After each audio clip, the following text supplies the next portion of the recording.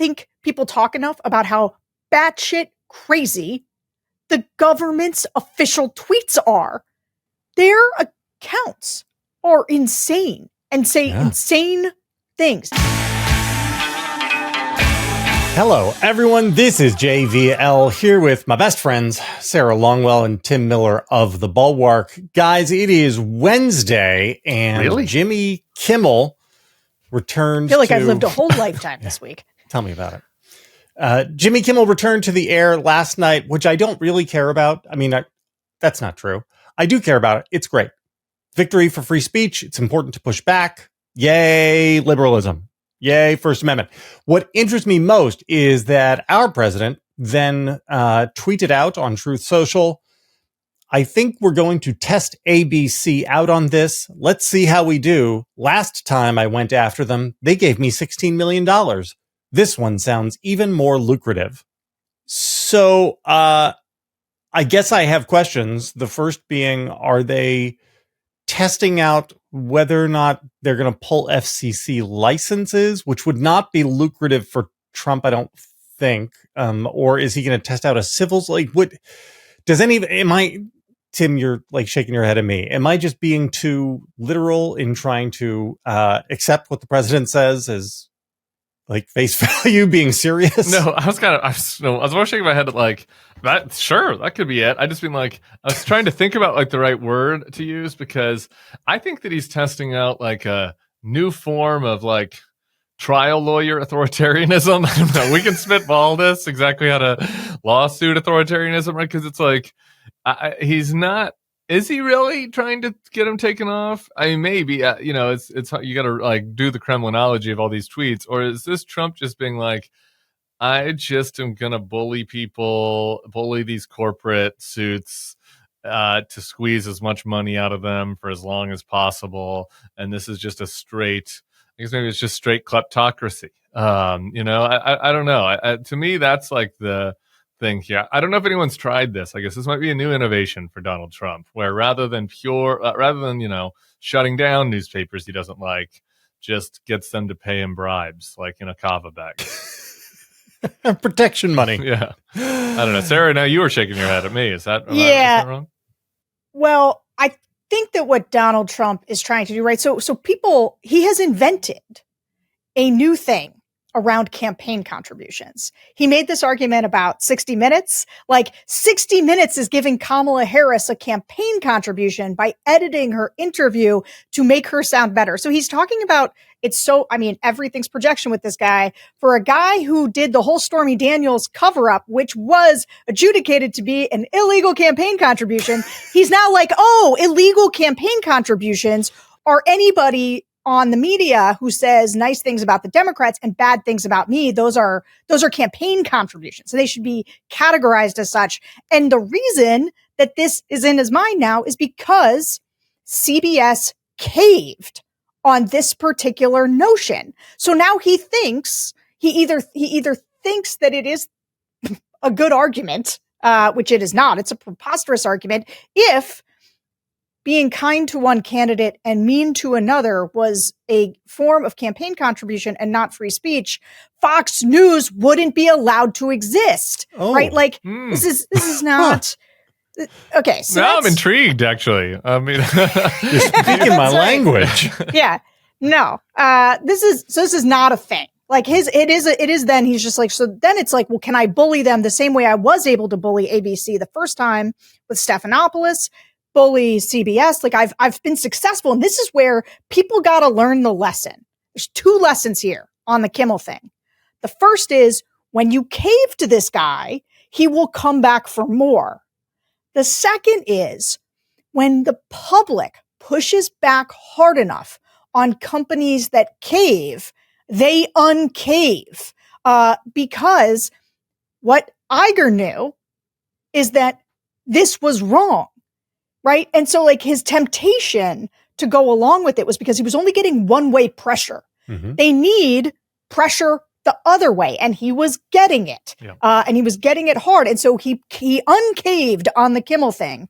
And that is an important lesson. We can and should fight these things and let Donald Trump just sit there and bleat about it in his angry way. Yeah. I'll just say a third thing just really quickly. I do have to do a quick disclaimer that my brother-in-law writes for Jimmy Kimmel. I didn't have any information about anything going on when this whole thing was happening, but I think it's Sam and I did a whole take on the Jimmy Kimmel monologue. I was quite moved by it. I know we just blew by it in the intro, but I think it's very much worth your time to go listen to it. Not only is it funny, but it is defiant in going after Carr. It is compassionate in terms of Charlie Kirk. I think that he talks about comedians on the front lines of free speech in a way where I think that it reminds me of another comedian named Volodymyr Zelensky, whose first name I'm probably butchering. Kimmel 2028, is that where you're going? No. It's the opposite. Only not the opposite. Only to say that I don't know that comedians are prepared often to find themselves in like serious positions of defending constitutions and country, but they're not. Their comedy work doesn't exactly make them ill prepared for it, because there is something about like pushing the boundaries, about standing up to people, about whatever, that I think has made like Jimmy Kimmel was actually like a uniquely strong spokesperson for this in a way that other people have not been, in a way that the lawyers and everybody else has seemed to not be capable of articulating clearly how the First Amendment works and what it is that we do here in America. But he is very clear on that, and it's quite good. Can I just add on to that really quick and just say, are you sure you're closed the door totally on Kimmel 2028? Because I do think that would make a good YouTube headline. I'm not going to lie that on the way down, as I was listening to his monologue, because it was not aired in Washington, D.C., right, because Sinclair wouldn't air it. Yeah. And so I was sort of watching it, listening to it in the car, and I was thinking to myself, only because as we get to Ukraine is also on my mind for a couple reasons. And I was thinking about Zelensky's previous career as a comedian. Like, that's what he did in his country before he became the president and led them through a war. And there was part of me that was like, why not somebody like Kimmel in 2028? Like, why not somebody who, A, has the stomach to stand up?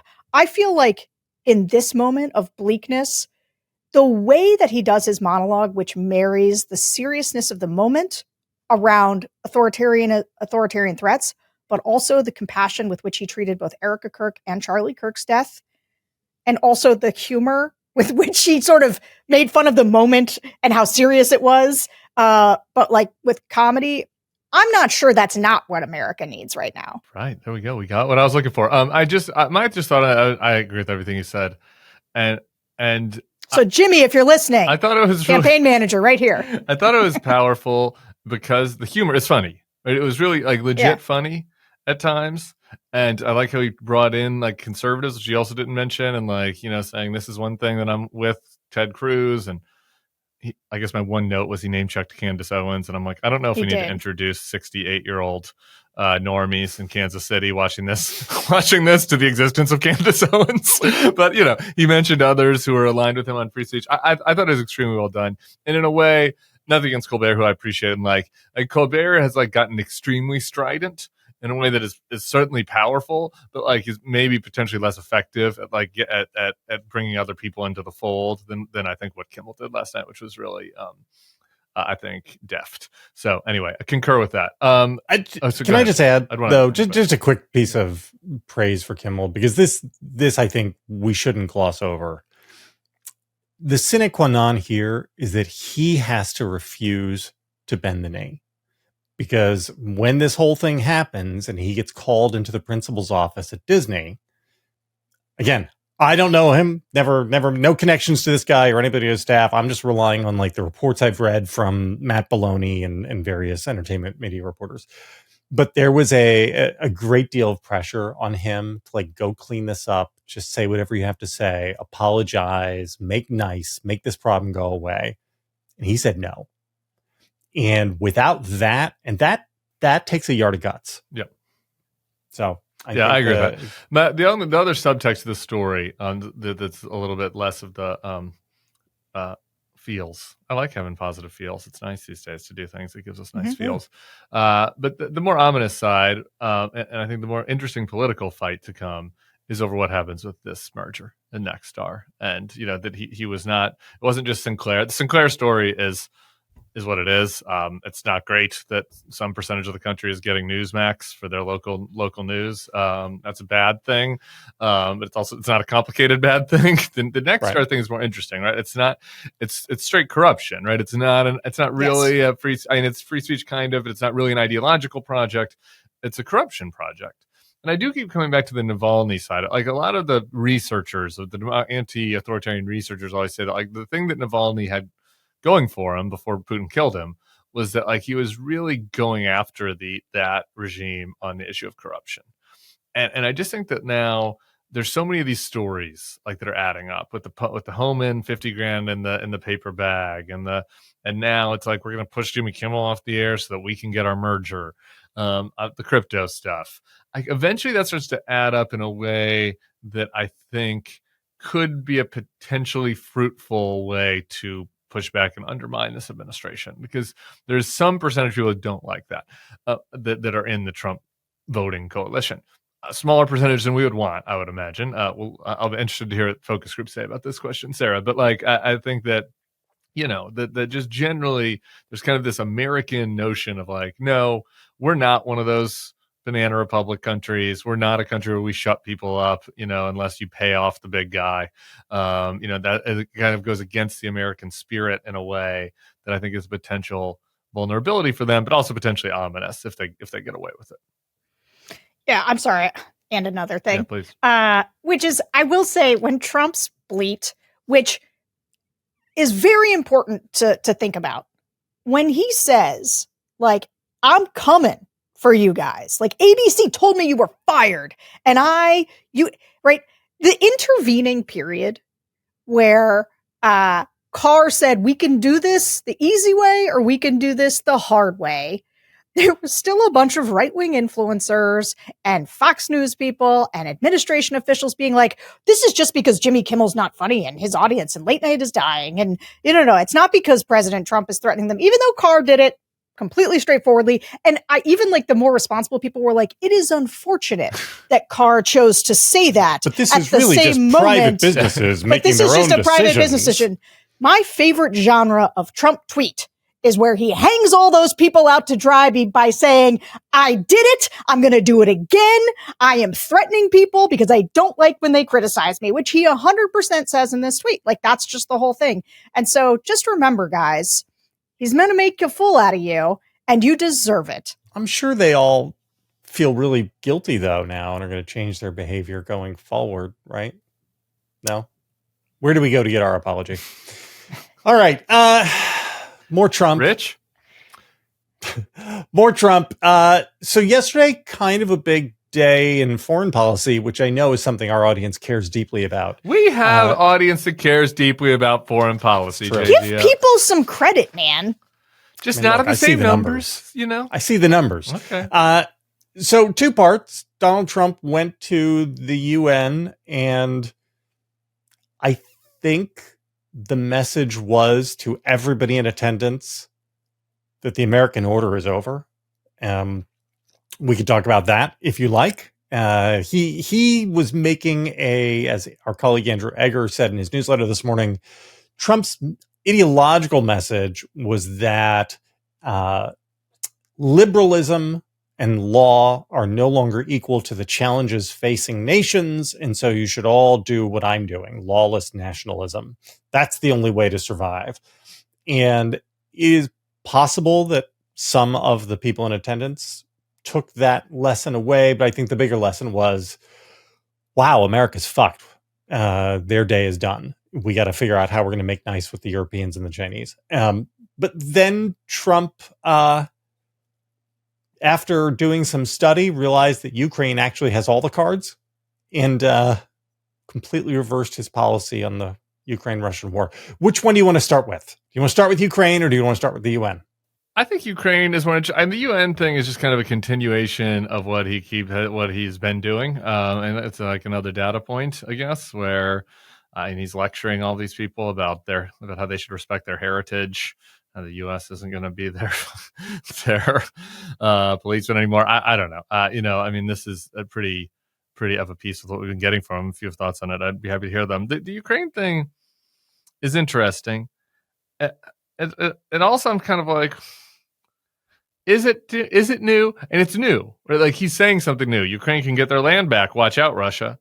But the question did any actual policy change? And I guess, right, like, it's still kind of status quo. It's just Trump is yesterday giving less aid and comfort to Russian propaganda and sounding more like, at least directionally, like what you would think, a leader in the West would sound like. Yeah, I believe the policy change is we will sell the EU countries all of the weaponry they want, and they can do whatever they want with it after it's in their hands, which I think is a shift. We were selling them good luck to everyone. I guess, we were selling them many weapons already, but there were always strings attached and whatnot. And this is hey, you guys. I guess my point, Sarah, I'll let you go. Is I hope that there's a positive policy change here, and this is permanent.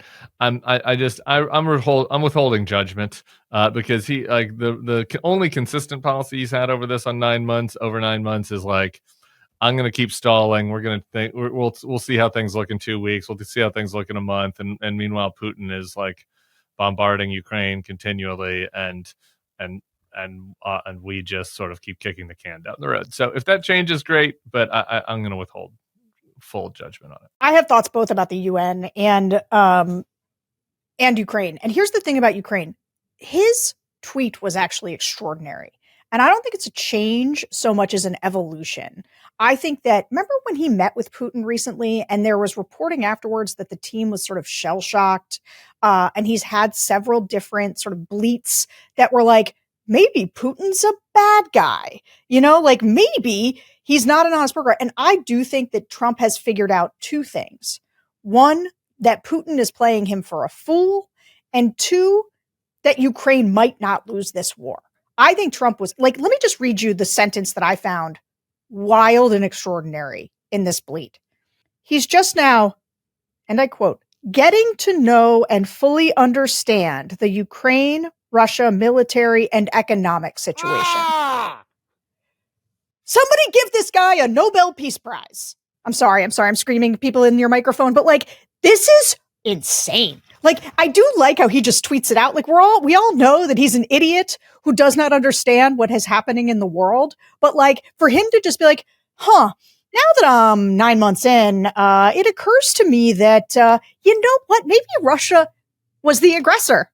Maybe they're the ones who did this. And so, anyway, I do think that is just incredible stuff, and mainly comes down to he realizes maybe Putin's making a fool of him, which he is and has been, and two, that Ukraine could actually win this war. Sarah, speaking of people getting hung out to dry for defending Trump shit, J.D. Vance has spent the last 9 months running around saying that Ukraine can't win.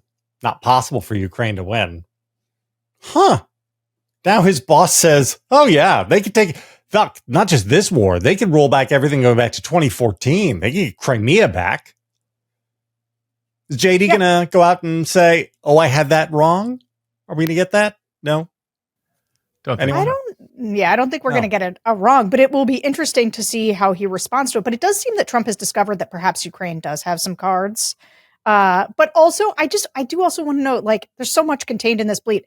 This thing about NATO, like arming NATO, what a coward Trump is. Like, he somehow manages to both recognize these new things, say them out loud, but then also be like, we're going to send NATO as much as they want, not America. We're not going to help. We're going to let a third party do it. This third party that I crap on all the time, we're going to let them do it.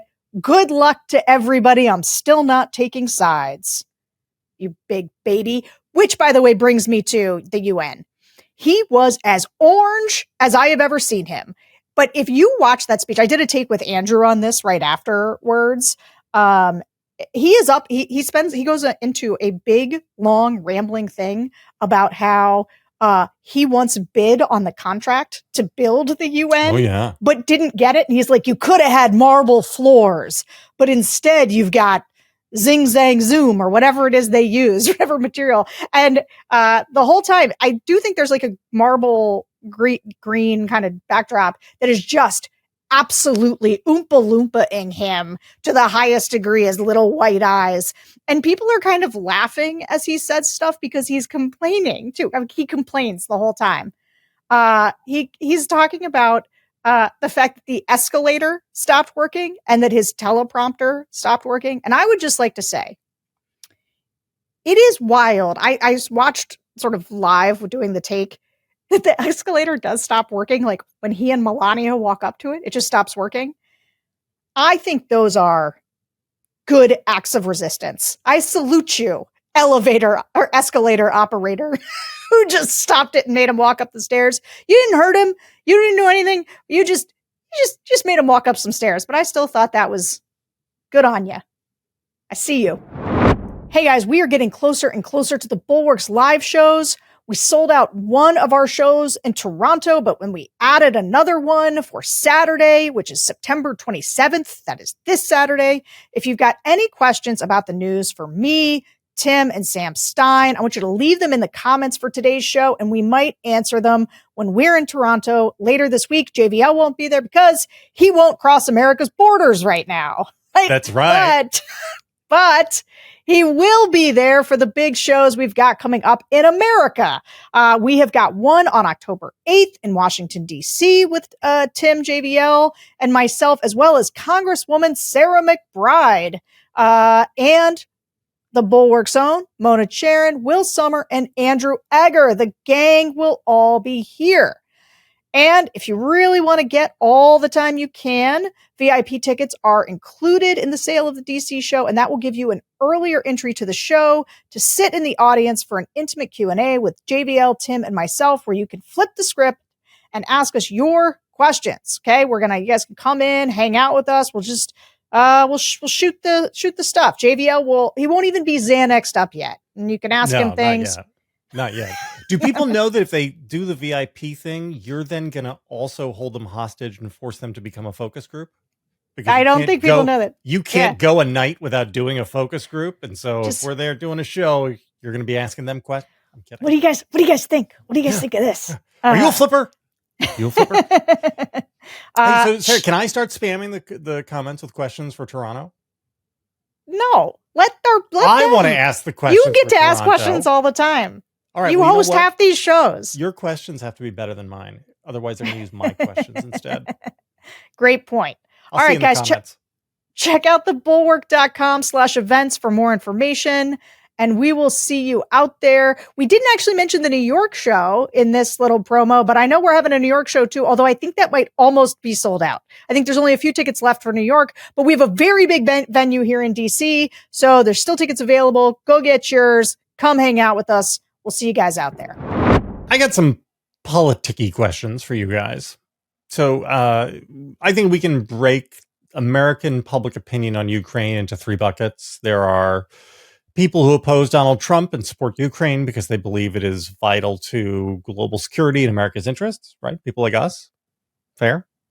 Mm-hmm. Yes. There is a very tiny group of people who support Donald Trump and also want Ukraine to succeed, the Lindsey Graham caucus. So there's, a good 4 or 5 dozen Americans there. And then there are the MAGA supporters who are isolationist JD Vance types who are at best, they don't care. At worst, they're pro-Putin because they see Putin as a culture war ally against the gays and woke. Is this a fair summation of the pie chart? I think there's a lot of people in that middle bucket, and also in that third bucket. Define a lot. I think that there's I think there's a lot of normie Republicans. And your thing about people who don't care, I will just say a main tenet of America First, it's not that they don't care, it's that they don't want us spending money on other things outside of us. And so they may be like, I think I want to root for Ukraine against Russia, but I don't think America should be involved. because we shouldn't be sending our money to these other countries. Like that is I would say if there's a biggest contingent in the Republican Party now, in the MAGA movement, it is that. That's interesting. I have not heard that opinion expressed very often. Because I think it's the normie Republican opinion. That's the one that comes up in focus groups constantly. Interesting. Because again, it's just me doing armchair psychologist.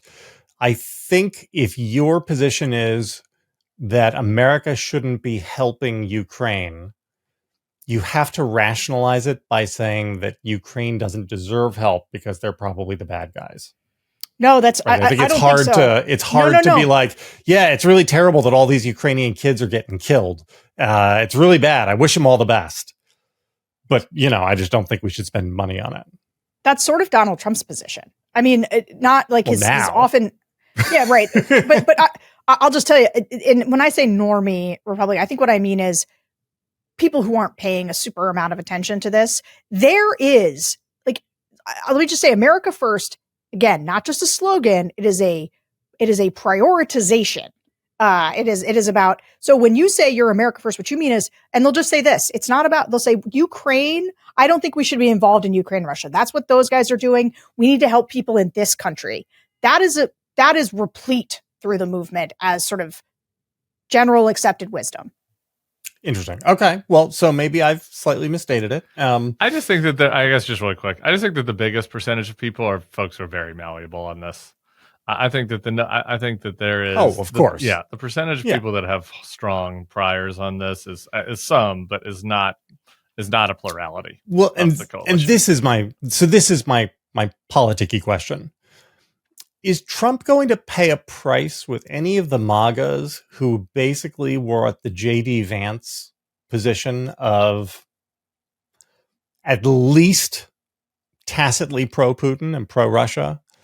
Are they going to be like, wait a minute, hold on? Because there have been a lot of people who've been like, yeah, look at that, Ukraine's losing. Ooh, like they're getting off on the Ukraine losing. And the idea that, that is a thing that exists out there in MAGA world. I think it's pretty small. Really? It's just anything that's small in this country, like 5% of the MAGA movement is still 3 million people. So I'm just saying I think that's an okay.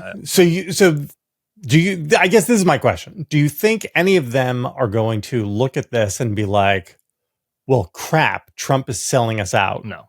What is he sucking up to this tracksuit Nazi movement of Zelensky? And it depends how things turn out. Them. That could happen. Yeah, and it could happen if Trump ended up going, if we were being more aggressively involved. But I don't see that happening. No.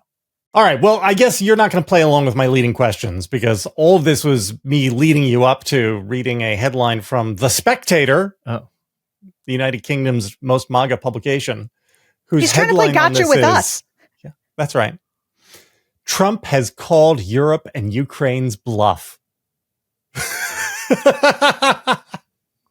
I don't get it. What?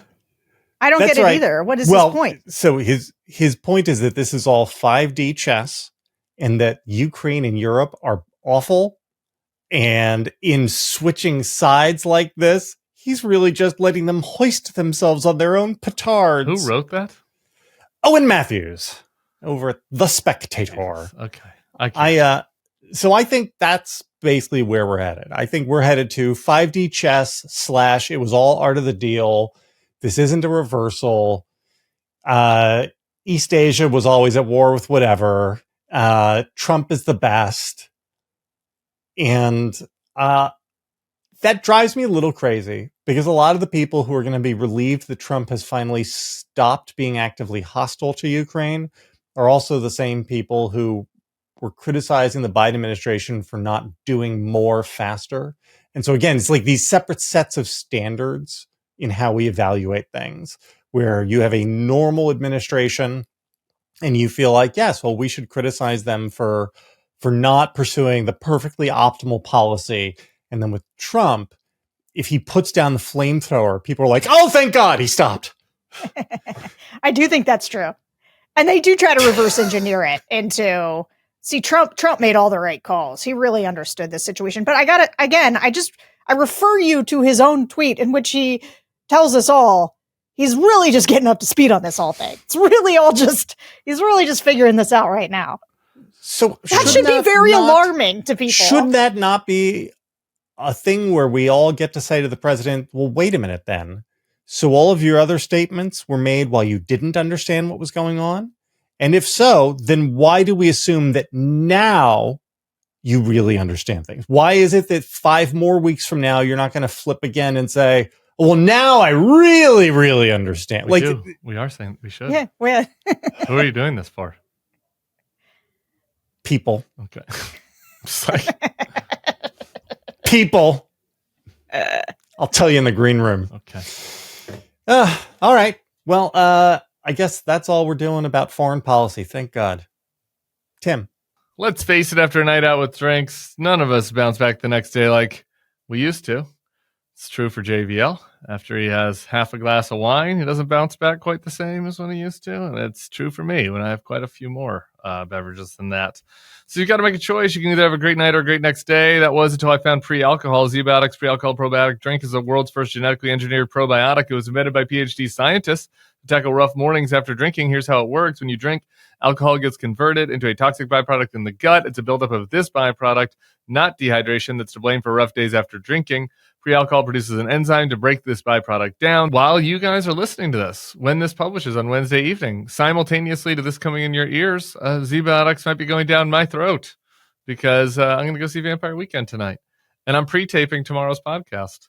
So my rule where I'm not drinking on weeknights, you never know. Maybe I'll break it tonight. Maybe I won't. But if I have ZBiotics, it'll give me the option. We'll see how much I'm enjoying Ezra Koenig. So just remember, like me, to make pre-alcohol your first drink of the night, drink responsibly, and you'll feel your best tomorrow. Go to zbiotics.com/nextlevel to learn more and get 15% off your first order when you use Next Level at checkout. ZBiotics is backed with 100% money-back guarantee. So if you're unsatisfied for any reason, they'll refund your money, no questions asked. Remember to head to zbiotics.com/nextlevel and use the code NEXTLEVEL at checkout for 15% off. All right. So Kamala Harris making the rounds, sat down with Rachel Maddow earlier this week and was asked about the passage in her book where she, tell me if I'm characterizing this correctly, she says, that Walls guy was not my first choice. Much would have rather have had Pete, but America wasn't really ready for it. Again, this is me paraphrasing, maybe unfairly, but here is what Kamala Harris said to Rachel Maddow. No, that's not what I said. That he couldn't be on the ticket because he is gay. My point, as I write in the book, is that I was clear that in 107 days, in one of the most hotly contested elections for president of the United States, against someone like Donald Trump, who knows no floor, to be a black woman running for president of the United States and as a vice presidential running mate, a gay man, with the stakes being so high, it made me very sad, but I also realized it would be a real risk. No matter how, I've been an advocate and an ally of the LGBT community my entire life. So it wasn't about any prejudice on my part, but that we had such a short period of time, and the stakes were so high. I think Pete is a phenomenal public servant. And I think America is and would be ready for that. But when I had to make that decision with 2 weeks to go, and maybe I was being too cautious, I'll let our friends, we should all talk about that. Maybe I was. But that's the decision I made, and I, as with everything else in the book, I'm being very candid about that. Yeah. With a great deal of sadness about also the fact that it might have been a risk. Folks, I mean, I just wish, just tell us what you mean. like it's a very meandering kind of like, well, I didn't say that we weren't ready for it, but I did say it. And to me, like this is the frustrating part about identity being so centered in the Democratic Party and everything for me, where it's like, on the one hand, there were folks out there, including some Kamala Harris supporters, I'm not saying it was Kamala herself, who are out there saying, we can't pass up Kamala after Joe Biden dropped out because she's the first black woman, and it would be mean to pass up the first black woman. And then by the same logic, they say, well, we can't pick the gay guy because we've already picked the black woman, and people hate black women, and people are racist and misogynist. The scorecard is full. Yeah, Tim. people are racist and misogynist. We're all full up. And Need a white I'm dude. like, okay, you can have one. I was like, I'd rather you have neither, but you can only have one or the other, right? Which is, you had to pick Kamala because of her identity, and we wouldn't want to, do anything to upset black voters or upset the coalition, upset female voters.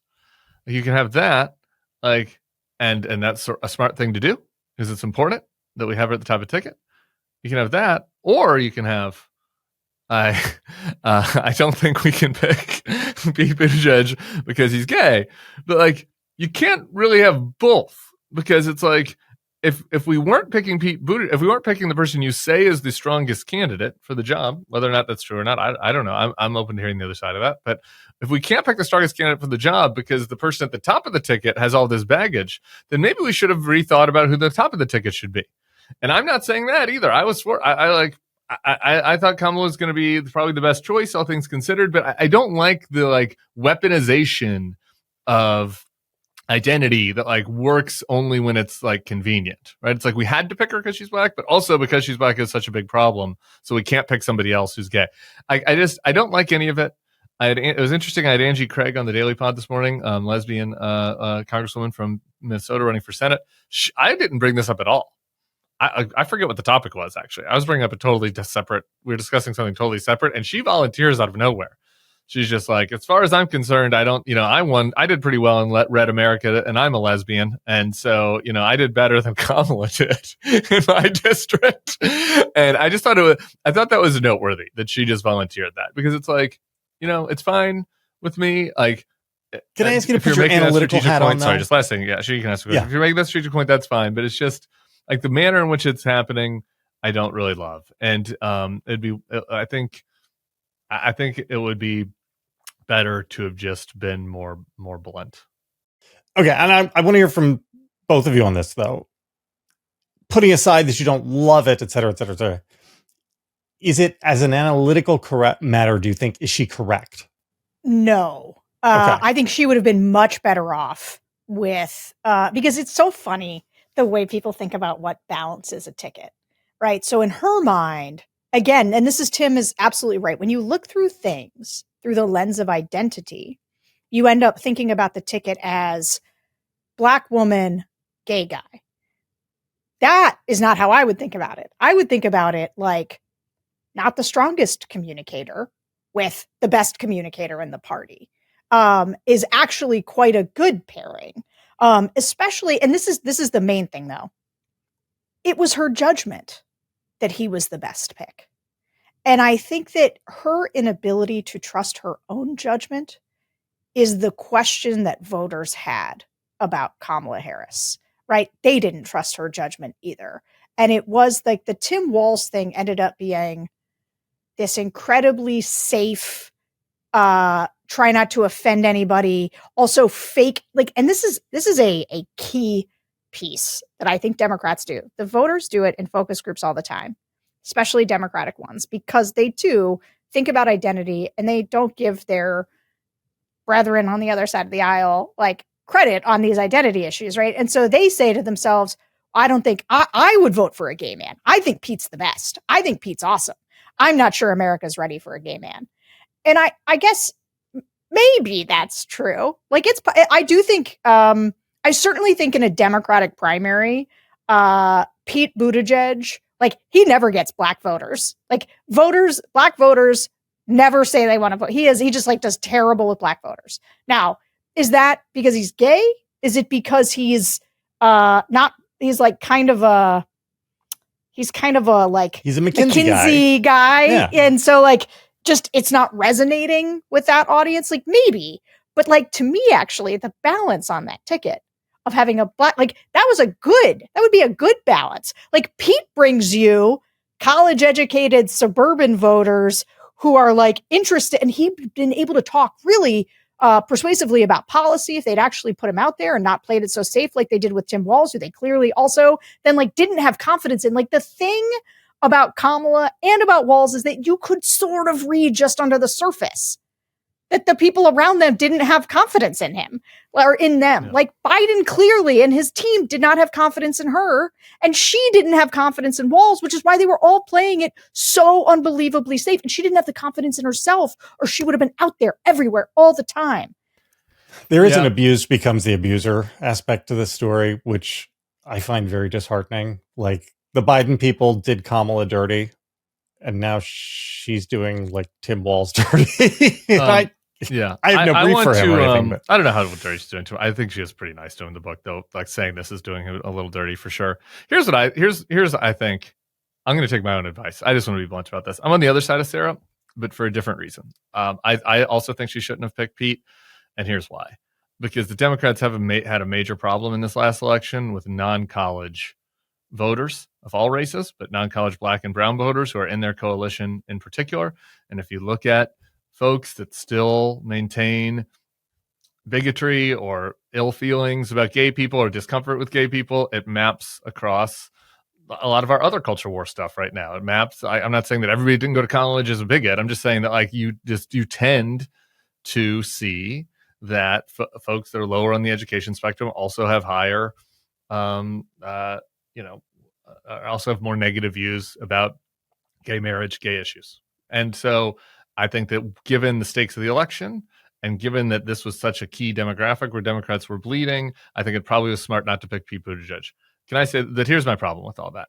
They didn't do anything else to appeal to that fucking demographic.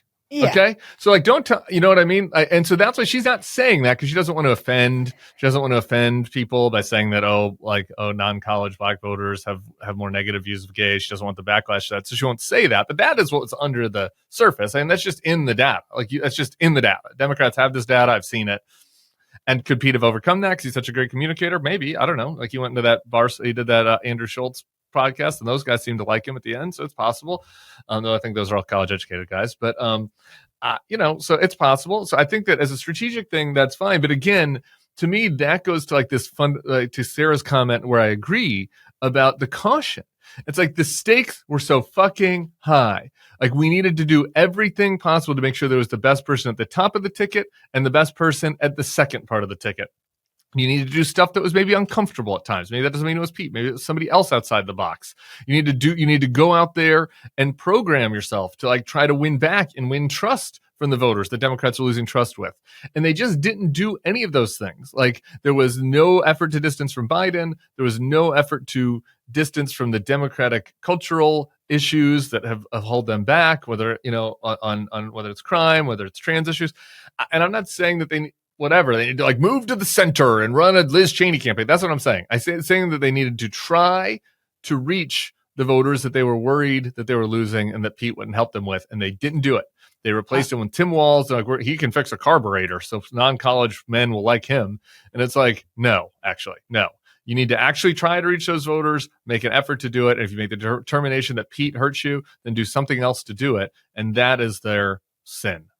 They kept pro-Palestinian people out of the convention. They talked a lot about the endless lethality of the American military and crime. I mean, I just don't. They may not have done everything that you wish they had done, but I don't think it's quite right to say they didn't do anything.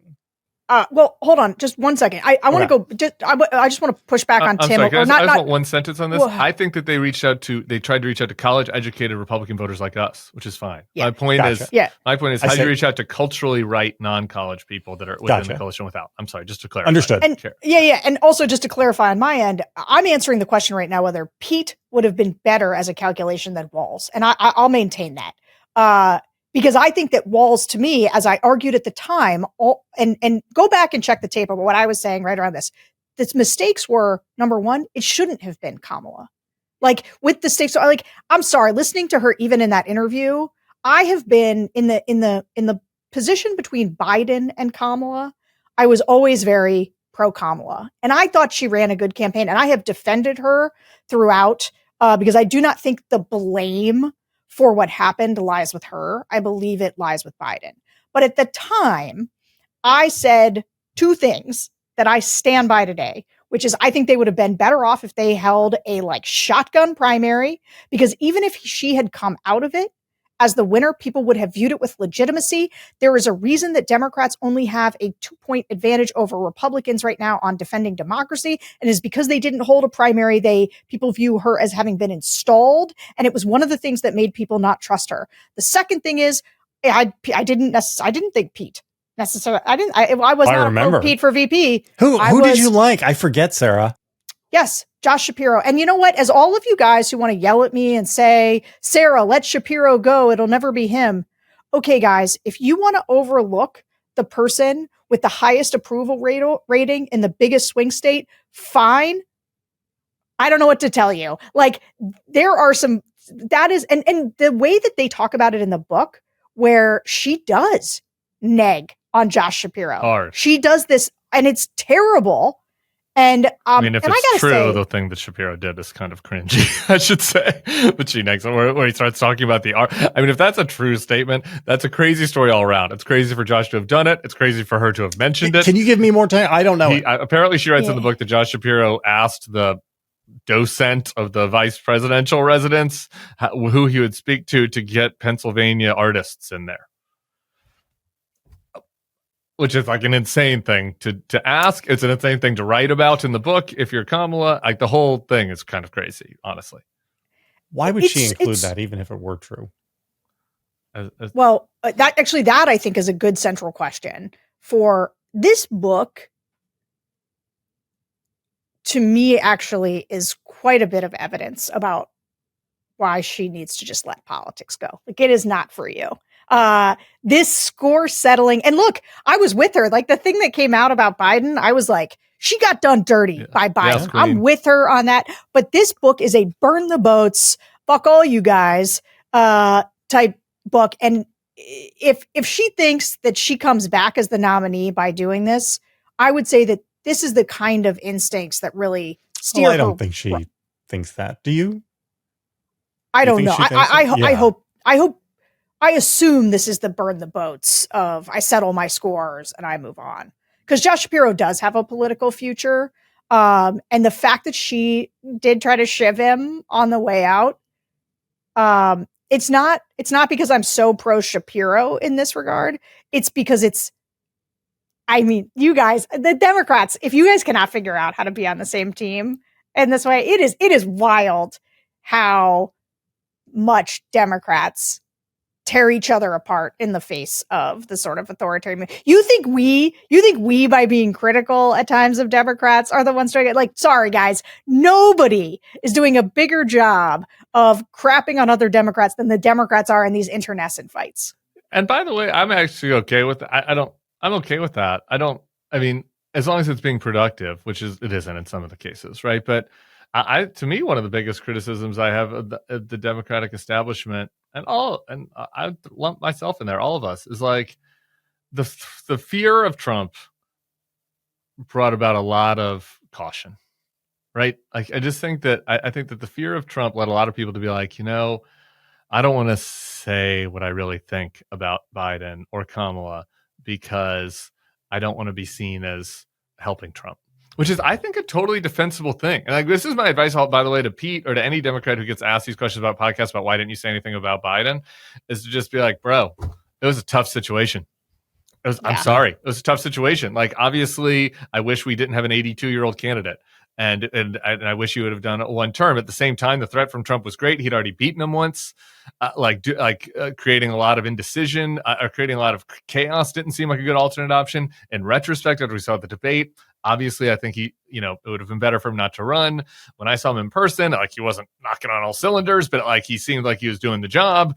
And in retrospect, it was a mistake, but I think it was a close call. And like, and that's where we are. I think that's a legitimate thing for people to say, because I just think that's the truth about what happened with Biden. Well, it's true. We know it's true because we were in this position, Yeah, sure. right? Like I listened to voters over and over again. JVL and I would have this argument on the Secret Pod where I was like, he shouldn't run.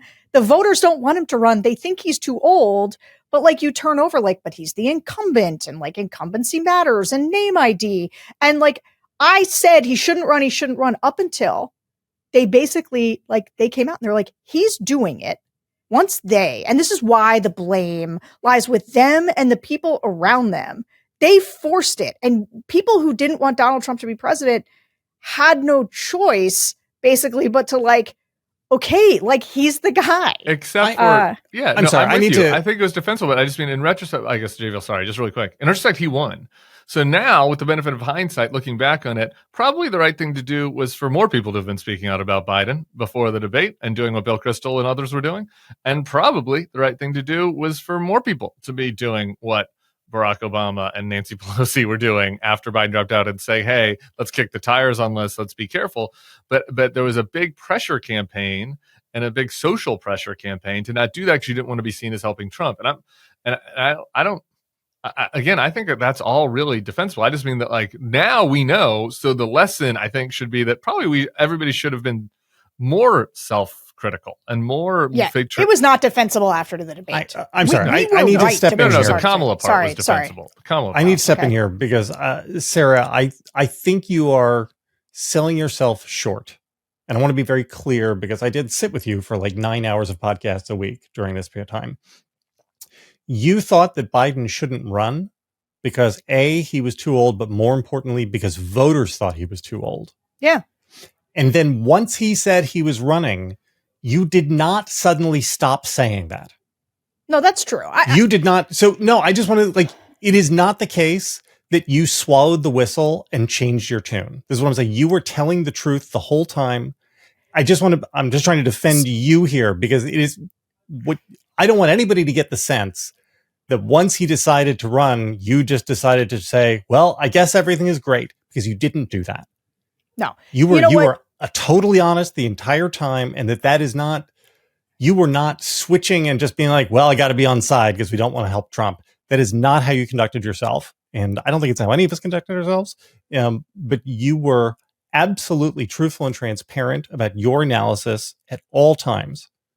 And I just don't want anybody to get to say that you weren't, because I'm very sensitive about that. I actually think you're right that I the whole time was like, they hate them both. They all think he's too old. No, I told the truth, certainly around the voters, but I did feel the pressure of like the way that I wanted him to perform at like the State of the Union, and what I wasn't doing. So I'm always honest about what I hear from voters.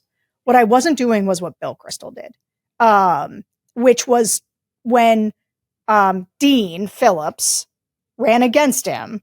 I was like, what the shit is this guy doing? Like, what are we going to do this right now? Like, actually, that's the part that I would say I was like, and I think I said it at the time, which is like, what are we going to do? Dean Phillips was out there being like, Joe Biden is what did he say? He's like, he's attacking democracy, or he's a threat to democracy. And I was like, having somebody in the Democratic primary just constantly crapping on Biden is unhelpful for Democrats. Like, I thought they should get the cane out for him. That was also true, though, at the time. That was unhelpful. Yeah, no. It was unhelpful, and it wasn't true. Like, Dean Phillips was saying things that simply weren't true. And also that ultimately didn't move the needle. If Dean Phillips had never decided to run, Biden still would have wound up dropping out because he had a health event at a national debate in front of 50 million people. So again, like, I don't want to give Dean Phillips any credit for this. I mean, I guess good for him for running. I know you do, but he ran in a counterproductive way by making charges about Biden that were at best uncharitable and at worst not true. Biden wasn't a threat to democracy. What he was he was a guy who was too old to do the job of waging a vigorous campaign. I want to say one more thing about the Kamala book. The last 15 minutes of this podcast is a nice case against doing the book. It's a nice case against doing the book, Yeah. Like we weren't playing. I didn't want to fucking relive Dean Phillips today, but like you just keep going down this path, right? Like, and nobody did. And so she has a right to do what she wants and speak.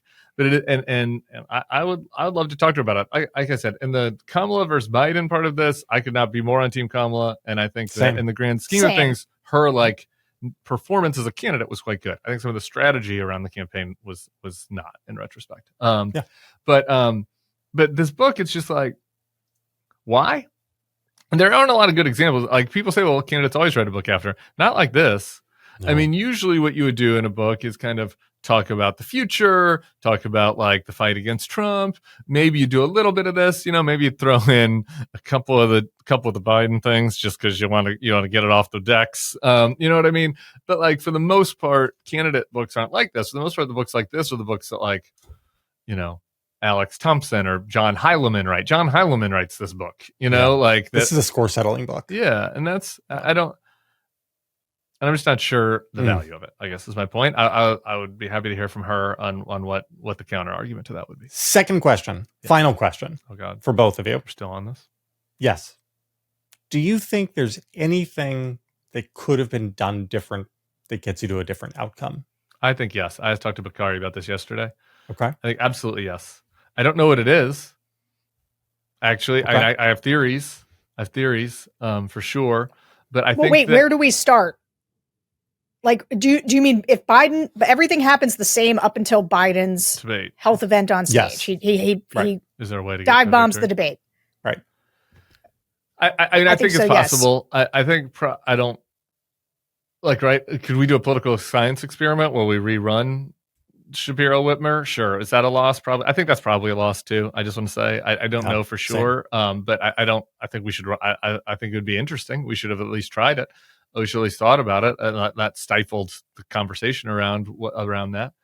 I think that Kamala doing something more dramatic to shore up concerns around people that are traditionally in the Democratic coalition, non-college voters of color, men in particular. Like it wasn't a secret they were weak. We talked about this a lot. Like I said at the beginning, I think that there was this feeling of box checking, and now I feel like we kind of get blamed, which is, well, Kamala did a good job of reaching out to the Never Trumpers. The whole time I was saying, like, we're only one little part here. And we're probably already with you. Like the Never Trumper types, college educated suburban Republicans were like Kamala's strongest soldiers, right? So like they didn't need to work that hard to get us, And so I don't like. I threw this out with Bakari. I'm like, and this is, I know people are like, me and JVL's version of Shapiro is Mark Cuban. But I'm like, had she picked Cuban and had him going out there doing fucking Theo Von and Rogan and just talking dude talk and talking crypto talk, and would that have helped? Would that have maybe been enough to sneak out 4 of those 7 states? I'm not going to say no to that. That maybe would have helped if Kamala Kamala did so well in that debate. If they'd been put herself in more situations to be outside to prove her mettle, because I think that she did it on that one debate stage. I said this at the time, so this is not a new thing. I said she should have accepted the Fox debate. Like, could you imagine if she'd gone in there and Brett Baer is moderating a fucking rigged debate against her and she still does well? Might that have changed views? Maybe not. But I just think that I guess anybody that says, "Oh, I don't think we should have done anything differently," it was hopeless, I think is wrong. I think that had somebody from the future gone back and told David Plouffe and Kamala that they're going to lose if they run their playbook, I think maybe they try something different that would have worked. Sarah? I agree that I think she could have done, I think they could have made much more bold VP choice than a unknown governor with a pretty progressive record, because they already had someone with a pretty progressive record. But more importantly, I just think the biggest mistake that they made, although I got to say, watching her do Maddow, I was like, these are not her best. Like, this is not her best format. Like, I actually, in my head now, she is better than she performs in those conversations because she really rose to the occasion in some of those big high pressure moments. But she wasn't visible the rest of the time. Like, they really did play a super cautious campaign. And I think at the end of the day, had she just been out there, wheels off, and there's sort of 2 things. One, she goes everywhere does everything, doesn't prep for the debate for 2 weeks behind closed doors, that kind of stuff. Like, you didn't have that kind of time. Everyone needed to know you. And then 2, you take a flamethrower to Joe Biden's record. Like, you say, like, the stuff she says in the book. And I'll tell you this, actually, speaking of analysis that I feel like I missed on, somebody called me after the View thing and was like, do you think the fact that she's not distancing herself from Biden is like, you know, kind of like, and about that specific answer. And I was like, I don't know. I think people think she's pretty different from Biden. But in retrospect, I think that was wrong. I think that the extent to which voters felt lied to by Biden and the people around him about his age was all over the data.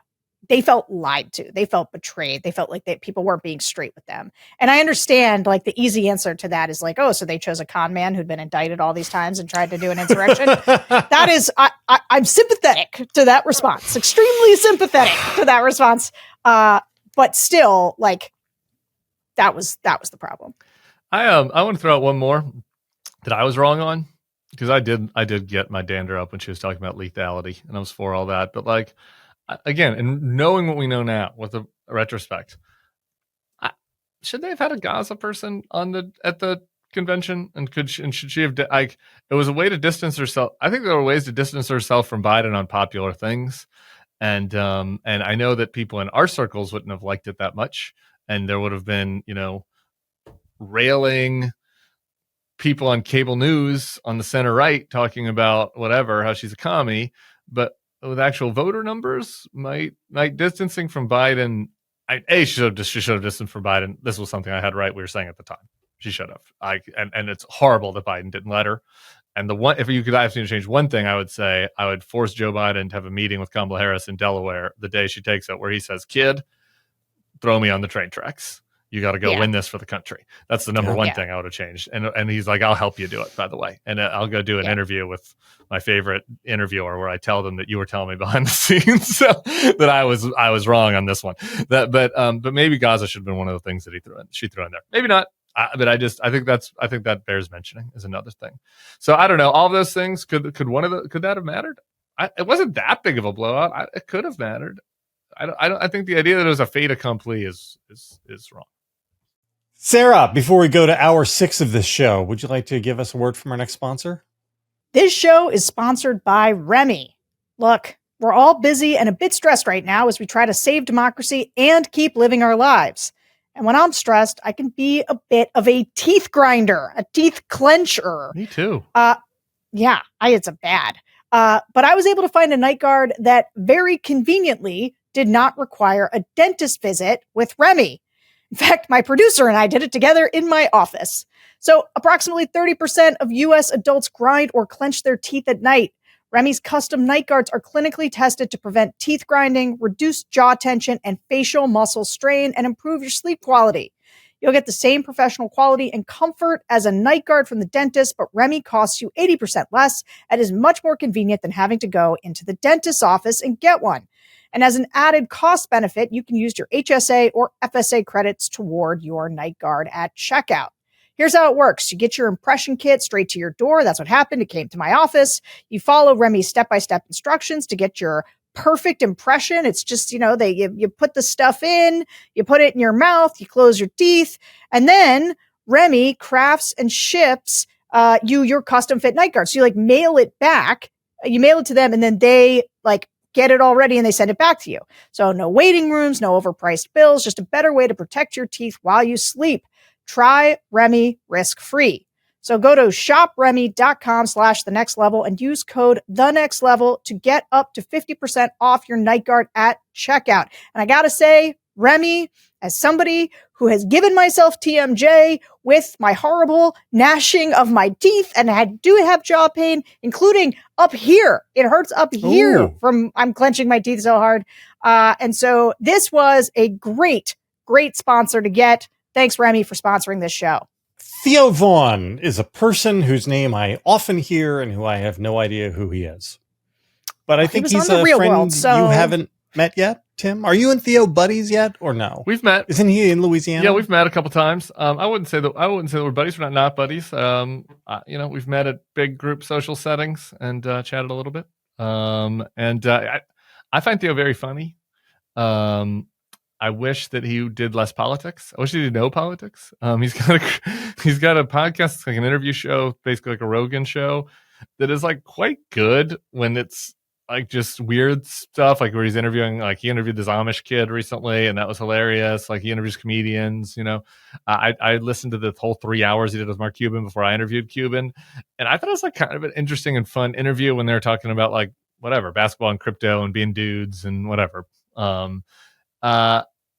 But he just isn't a politics person, and he got thrust into politics by by the Trump campaign's smart effort to reach out to this world and put Trump out there and have him do these interviews, and he found himself like being basically pro-Trump, essentially. I mean, being pro-Trump, not like MAGA hat pro-Trump, but pro-Trump because like Trump and them were coming on and like they were working him and he was promoting them, and he's not great at those interviews because he can't do what you have to do with politician interviews, which is when they tell you a lie, you have to be like, well, that's not right.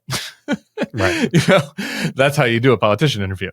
And Donald Trump lies all the time. And Theo Von never says that's not right because that's not the nature of the interview. It's supposed to be a fucking comedy show where he makes quips and stuff. And so anyway, it was noteworthy, this thing this morning, just because it's part of this broader,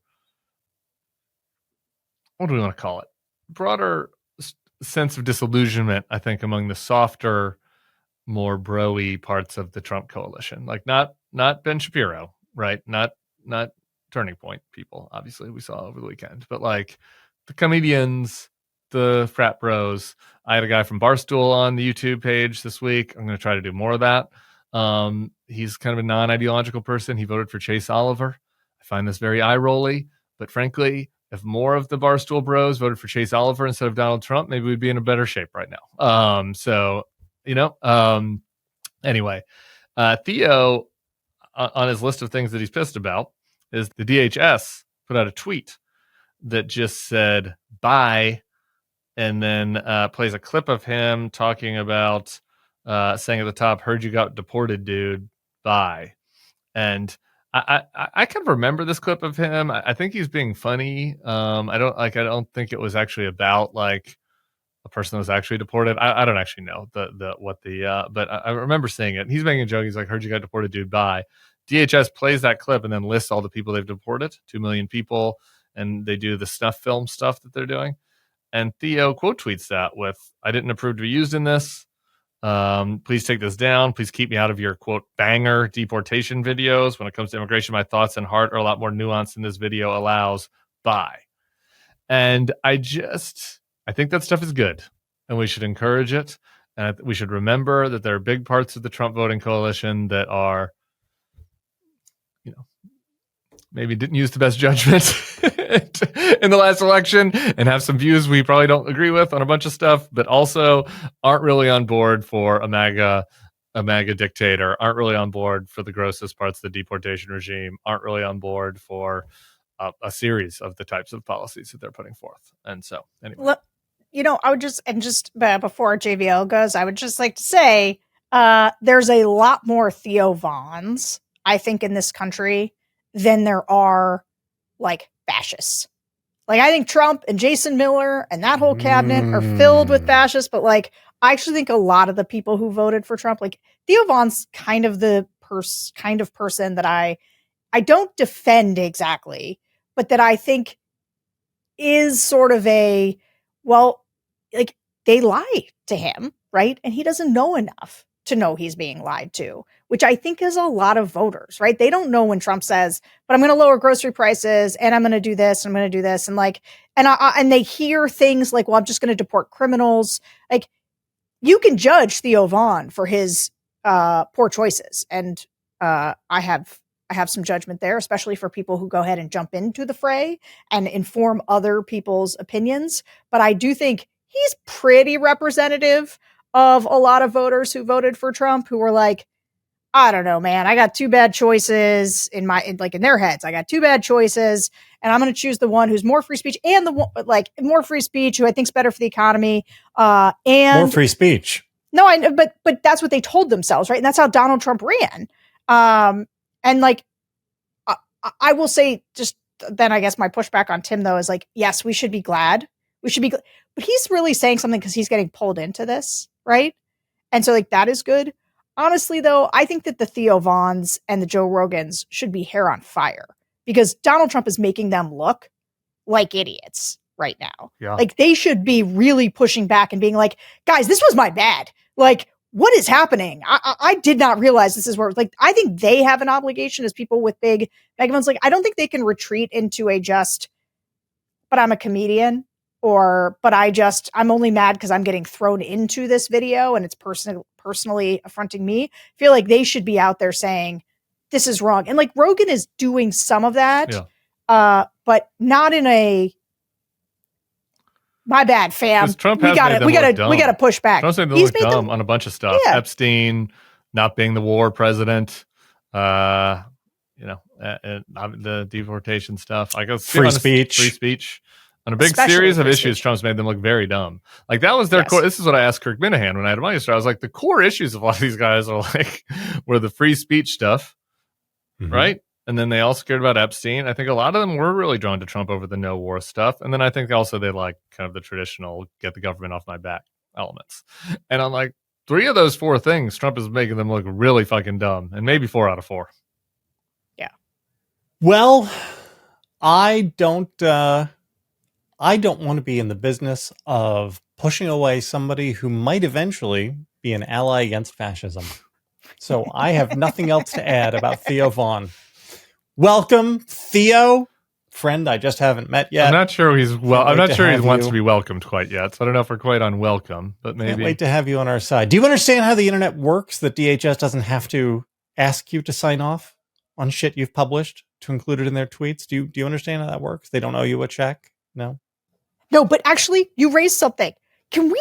I don't think people talk enough about how batshit crazy the government's official tweets are.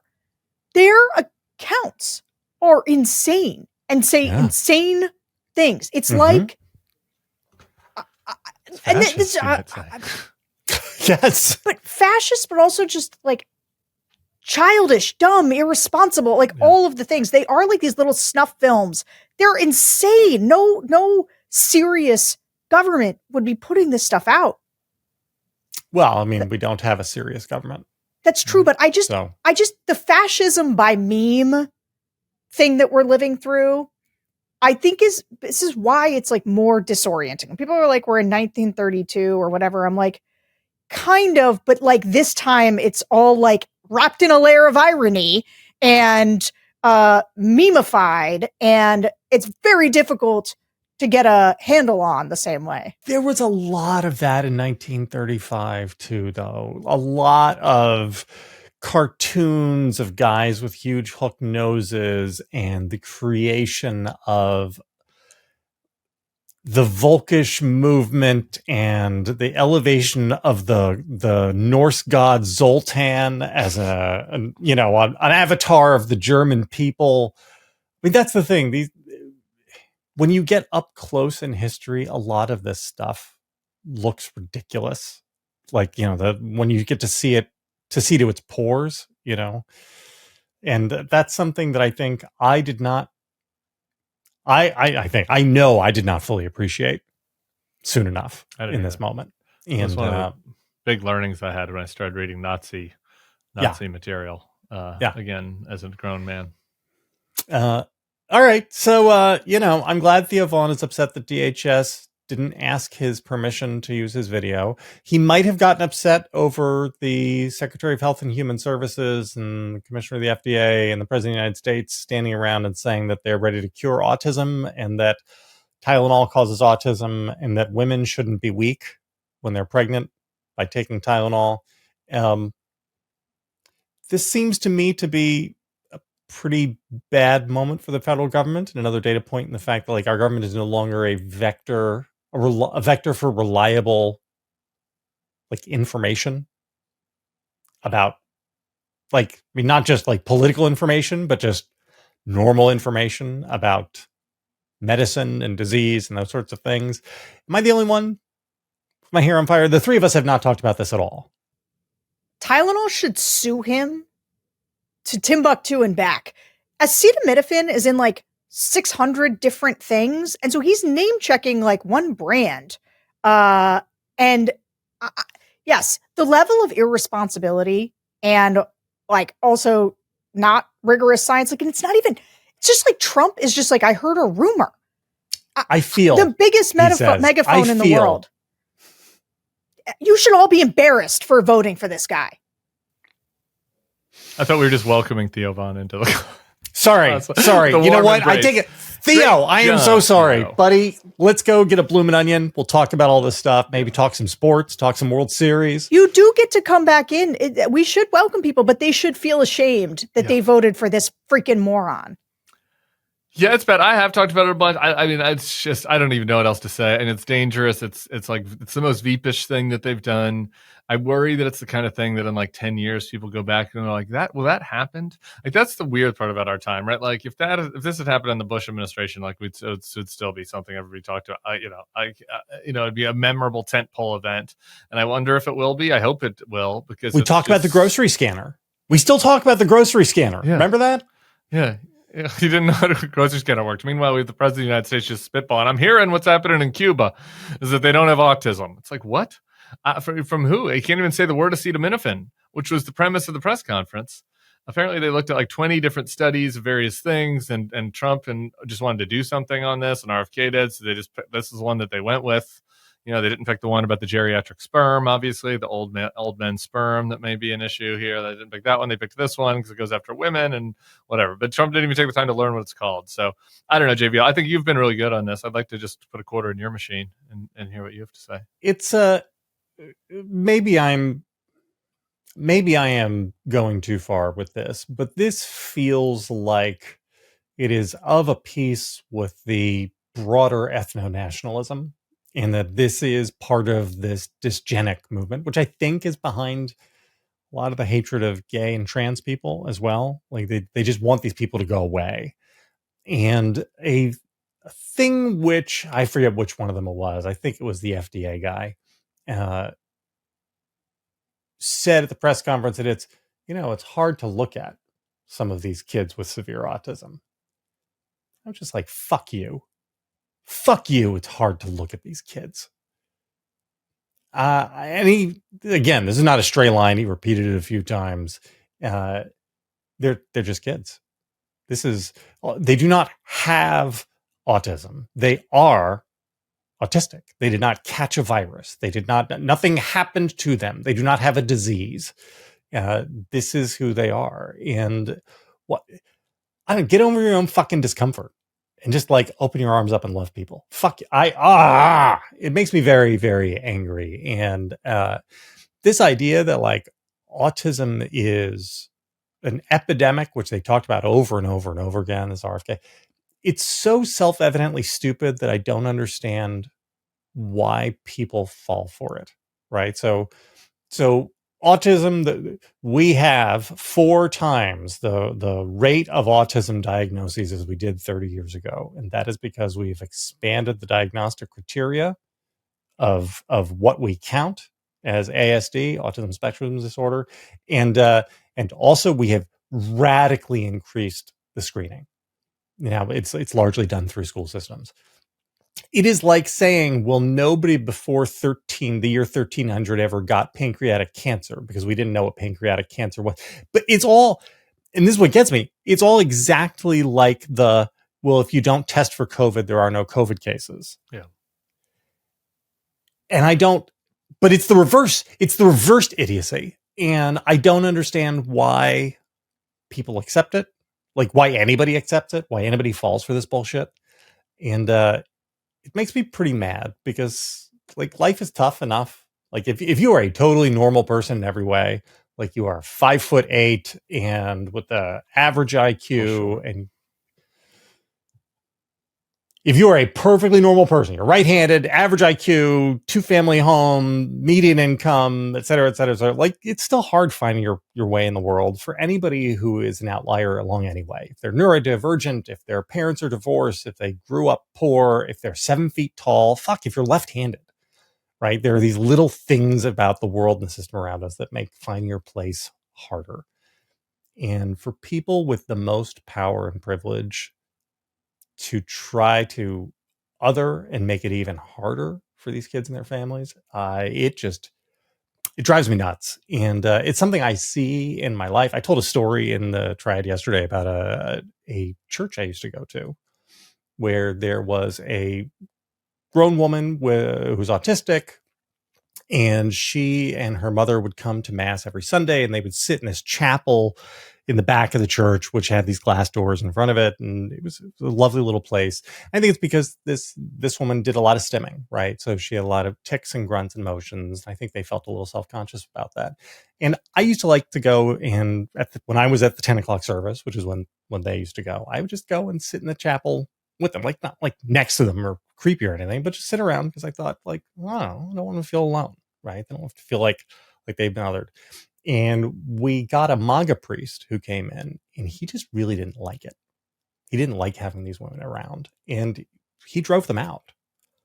And that is a thing you see from priests even. And I would say this is not the only time. I have seen other instances in which priests are not super into having special needs people in their lives. And I just, it drives me nuts, because if you even get that from the Catholic Church, my people, like, what hope is there for any of us? Like, what hope is there from society?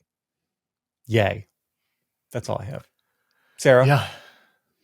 They also have been lying about it too. They're smearing at them and othering them, and also just And on that top too. of it, it's like they're not just going after. I just would like to add that they're not just going after the autistic people; they're going after the mothers. The mothers. Yes. This was the only thing I was going to add. But Donald Trump telling women to tough it out, pregnant women. Donald Trump Captain Bone Spurs. Captain Bone Spurs, who said that avoiding gonorrhea was his personal Vietnam, talking to women, not only who, like, it's not just the way he talks about them, like, you shouldn't take this, if you've got a fever while you're pregnant, et cetera, et cetera. There are a lot of people. I know I've got friends who've got autistic kids, and those parents fight for those kids every day. And many of those kids, some of them will get to live on their own. Some of them won't be able to. And those parents sit with fear all the time about whether or not it was their fault and what's going to happen to their kids when they're gone. And for Donald Trump to just pop off, just be like, it's this thing, no real evidence. I'm hearing, and just because, and then he provides a mountain of like disinformation evidence, like Amish people don't get it, Cuba, just insane stuff. To put that pain in people's hearts, thinking that maybe they did it through some casual thing, and also for it to turn them again against the scientific community. Like, why wasn't somebody telling us this? Why didn't we know? I just think this is like the banality of evil, where like it's stupid and it's idiotic, but like it is evil and causing people a lot of pain right now. And as is always the case, people of good faith, like I see some of the anti-antis again pipe up once to say he shouldn't do this. It was and they messy. go back to defending Somebody used him. the word messy to describe it. It was a messy press conference. No, this is what he does every day. Today it's autism, or it's just figuring out Russia and Ukraine, or it's bragging to the world leaders about how there's a hat that says he's right about everything and how he's mad he didn't get to build the marble floors, or he's trying to take people off the air. Like all of our topics today, they're all part and parcel of the same thing. These things are not taken individually. Together, they amount to the worst human being to ever hold this office, and who is doing an enormous amount of damage to individuals and the world. Can I ask just a very quick forward-looking question, and then we'll get out of here because it's been a long show. How does a country, a government, and a society, which are three different things, climb back from something like this? Because it will be all of our ministries of health and science, which will have been corrupted by this, right? We will have gotten to the point where these offices are riddled with people like Bobby Kennedy, and They will be in positions all up and down the line throughout HHS and the CDC and the NIH. We will have had to set up basically adversarial private organizations for getting out correct information, like physicians groups and scientific, which will be functionally adversarial to the government. We will have had to say to the entire country, you cannot trust the things the government is saying about this stuff. And so what? Like a switch flips 4 years from now or 8 years from now or something, and everyone's just like, hey, we're all good. We're back to normal. I don't understand. I don't understand the climb down. It's a fair question and a fair concern. Here's my one. It's also a big question to ask 82 minutes into the podcast. It is. Can you guys do that one on secret? Can we just do this on secret? Why don't we do this is the tease. We have a secret podcast for members only. And this is a great topic for you guys to discuss on that. And Sarah, your baseline answer is yes, we can. And I'm going to tell you how on Friday. All right, fine. Sure. We can leave it there. Good show. Long show. Everybody, we'll see you at the secret show on Friday. Good luck, America. Bye. Bye.